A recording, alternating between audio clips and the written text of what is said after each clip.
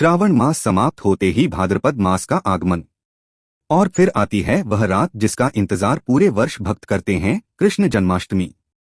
आज रात जब घड़ी 12 बजाएगी, मंदिरों में घंटियों की गूंज, शंखनाद और नंद के आनंद भयो जय कन्हैया लाल की धुन चारों ओर फैल जाएगी।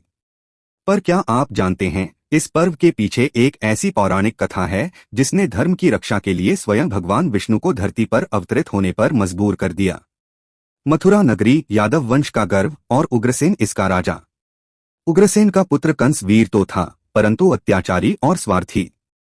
एक दिन उसकी बहन देवकी का विवाह वसुदेव से हुआ। विवाह के बाद कंस स्वयं रथ आकर देवकी को ससुराल छोड़ने निकला। तभी आकाशवाणी हुई, हे कंस, जिस बहन को तू इतने प्यार से विदा कर रहा है, उसी की 8वीं संतान तेरे अंत का कारण बनेगी।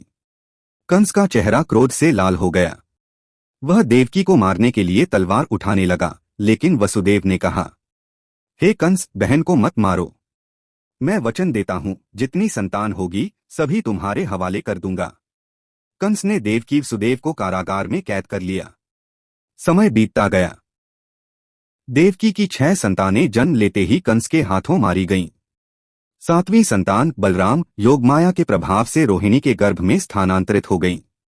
भाद्रपद मास की अष्टमी आधी रात, चारों ओर सन्नाटा, कारागार में पहरेदारों की नींद गहरी। देवकी के गर्भ से तेजस्वी शिशु का जन्म हुआ, श्याम वर्ण, 4 भुजाएं, मुकुट, कौस्तुभ मणि, पीतांबर।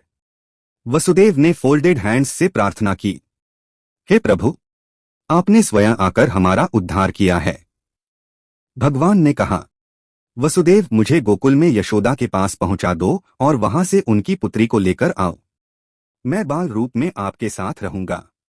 कारागार के दरवाजे अपने आप खुल गए, पहरेदार सोते रहे, यमुना नदी का जल मार्ग बन गया और वसुदेव ने सिर पर टोकरी में बालक को रखकर गोकुल पहुंचा दिया। यशोदा के यहाँ जन्मी कन्या को लेकर वसुदेव लौट आए। कंस ने कन्या को मारने की कोशिश की, पर वह देवी का रूप लेकर आकाश में चली गई और बोली, अरे मूर्ख, तेरा वध करने वाला तो जन्म ले चुका है। गोकुल की बाल लीलाएं। कृष्ण अब नंद बाबा और यशोदा मैया के लाल थे। पूतना वध, राक्षसी पूतना दूध पिलाने के बहाने आई, परंतु कृष्ण ने उसका जीवन हर लिया। शक्तासुर वध, सोते समय गाड़ी के नीचे पड़े शिशु कृष्ण ने पाव मारकर दैत्य का वध कर दिया।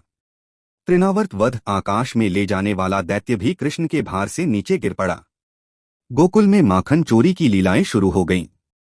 गोपियां शिकायत करती, मैया, तेरा कन्हैया तो माखन चुराकर खाता है। और यशोदा मैया हंस देती। गोवर्धन पर्वत उठाना। एक बार वृंदावन में इंद्रदेव के पूजन की तैयारी हो रही थी, पर कृष्ण ने कहा, इंद्र की पूजा क्यों? हमें तो गोवर्धन पर्वत की पूजा करनी चाहिए, जो हमें अन्न, जल और गायों के लिए चारा देता है। गोपों ने उनकी बात मानी। इंद्र क्रोधित हो गए और घनघोर वर्षा कर दी। कृष्ण ने छोटी उंगली पर गोवर्धन पर्वत उठाकर सभी को बचाया। कृष्ण जन्माष्टमी केवल एक जन्मोत्सव नहीं, बल्कि अधर्म पर धर्म की विजय का प्रतीक है।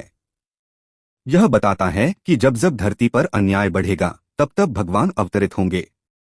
आज भी जब जन्माष्टमी की रात आती है, भक्त उपवास करते हैं, झांकियां सजाते हैं और मध्यरात्रि में नंदघर आनंद से भर जाता है, क्योंकि यह रात हमें याद दिलाती है, सत्य की रक्षा के लिए साहस और भक्ति दोनों जरूरी हैं।